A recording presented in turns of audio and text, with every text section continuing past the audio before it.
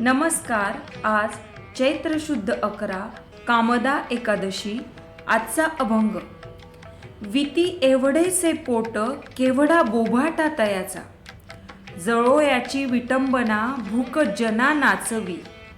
अभिमान सिरिंभार जाले खर तृष्णेचे, तुका म्हणे नरका जावे हाची जीवे व्यापार. याचाच अर्थ आत्मभान गमावून बसलेली आपल्यासारखी माणसे स्वतःच्या टिचभर पोटासाठी प्रचंड यातायात, धावपळ, काबाळ कष्ट करतात. माणसाच्या पोटाची भूक त्याला किंवा तिला प्रसंगी अनेक लज्जास्पद गोष्टी, विविध प्रकारचे पापाचरण करायस लावते. विविध प्रकारच्या अभिलाषा, इंद्रिय वासना त्यास गाढव बनविते. मग अशा माणसाची काय दशा होते?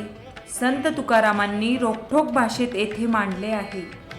नीतिधर्माने आचरण करून उदरनिर्वाह करावा, परंतु अनितीने भ्रष्ट मार्गाचा अवलंब करून वर्तन करणारा शेवटी नरकात जातो.